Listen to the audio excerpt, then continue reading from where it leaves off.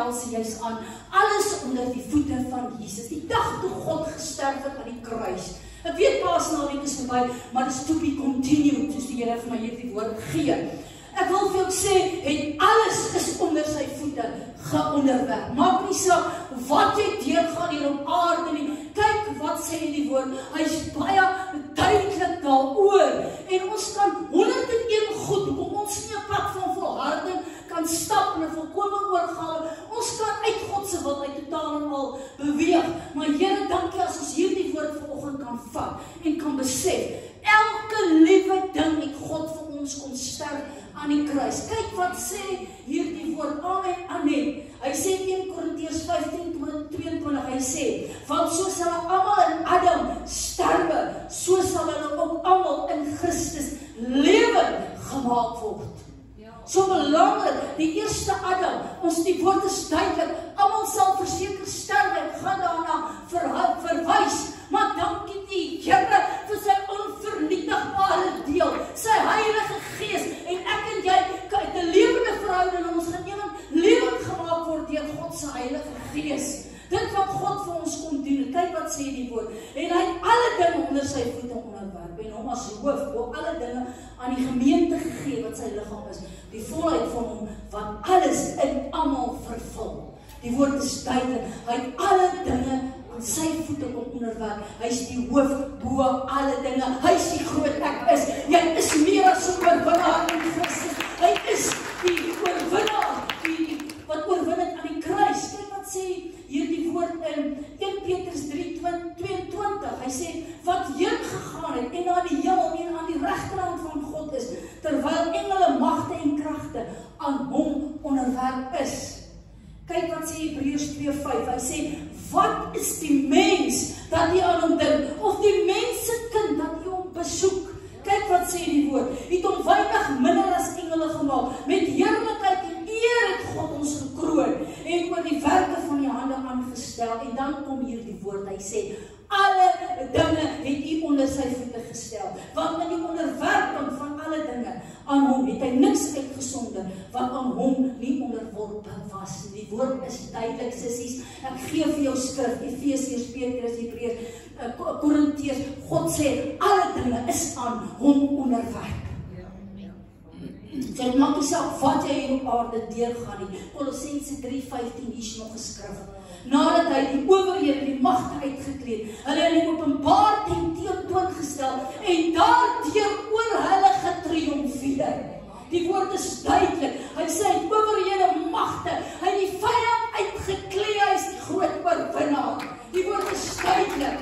Hy het daaroor getriomfeer en daarom kan God vanoggend vir ons die oorwinning gee, want alles is onder sy voete. My broer en suster, kyk wat sê hierdie woord, hy bid in die tuin van Getsemane, hy sê, Vader, as U tog maar hierdie beker van my wil wegneem, laat tog nie my wil nie, maar U wil geskied. Absoluut onderwerp aan hierdie wil van die Vader. Wat was in daai beker? Wat het God vir ons kom dra?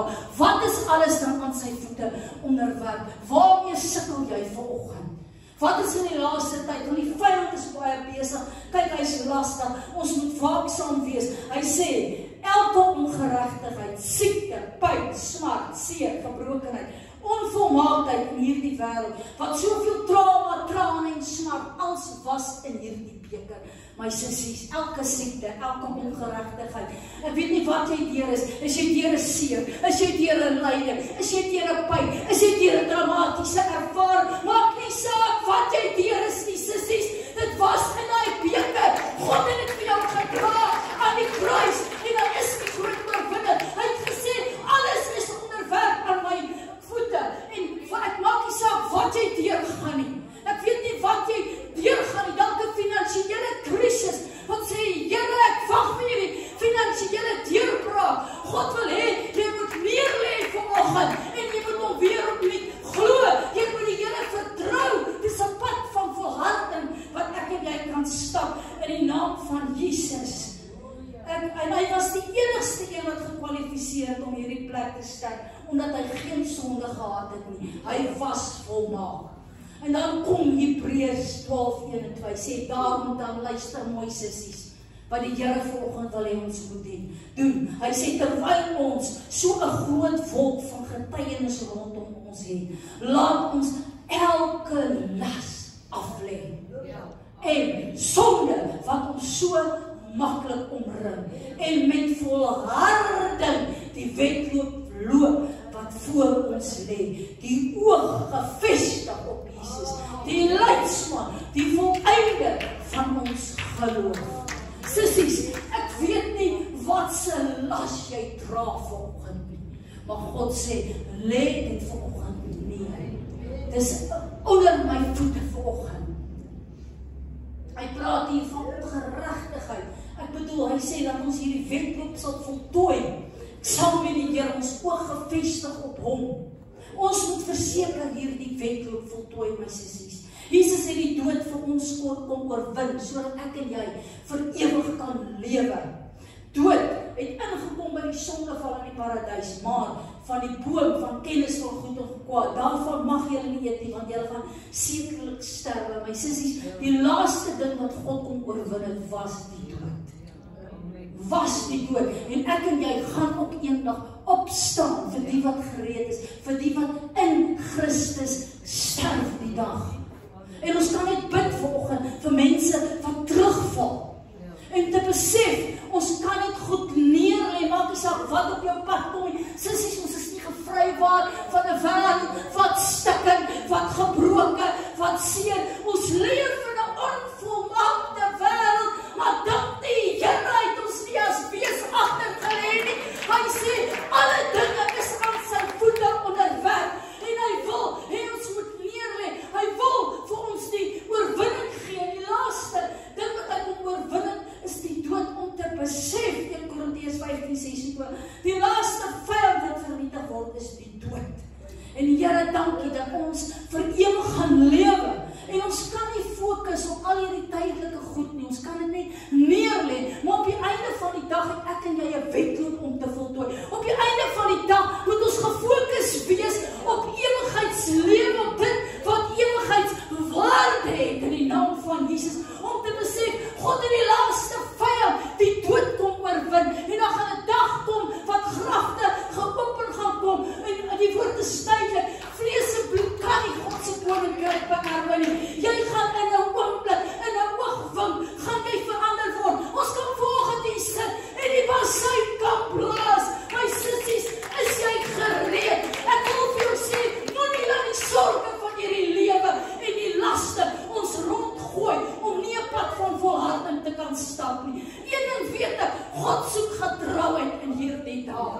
My sissies, ek wil vir jou sê, ek hier op aarde word ook blootgestel aan sekere dinge. Maar dank die Here vir sy woord, dat hy altyd kan praat met ons deur sy woord. Net weer om te besef vanoggend, ek kan my las neerlê. Ek kan my krisis, ek kan my probleem. Liset, jy gaan nie deur 'n maklike tyd met jou man nie. Ek kan dit net weer neerlê en sê, Here, alle dinge is aan U onderwerp. Elke siekte, en ek roep 'n bietjie vanoggend oorwinning oor daai vrou se lewe in die naam van Jesus. Ek bedoel, die woord sê, ons moet volharding bid. Ons moenie moedeloos word nie. Tot wat hierdie deurbraak kom in die naam van Jesus. As God aan 'n ander wy, 'n ander deur wil oopmaak, maak daai deur oop. Maar Here, genees Liset se man, is God se wil is volkome in die naam van Jesus Christus. Dis God se wil, dat ons kan herstel, want ek weet nie hoe God werk nie. Hy sê, ons kan hom net glo en ons kan hom vertrou. Ons kan dinge neerlê en sê, Here, hier's ek, kom in my lewe. Dankie vir God se gees wat werk in my lewe. My sissies, dit is so belangrik, die persoonlike verhouding met God om sy stem te kan hoor. En gerig gelei te word deur God se Heilige Gees. Ek wil vir jou sê, ek het met baie situasies in die veld te doen. Daar's nie 1, 2 situasies wat dieselfde is. Baie keer met onsself, ons verhouding, hoe ons God ontvang, hoe ons gerig gelei word, hoe dit wat God vir ons instoor. Hy ken die toekoms, hy weet wat die beste vir jou is. En hy gaan jou verseker op die beste manier, gaan hy vir jou die uitkoms gee in die naam van Jesus. Kyk wat sê hierdie woord verder.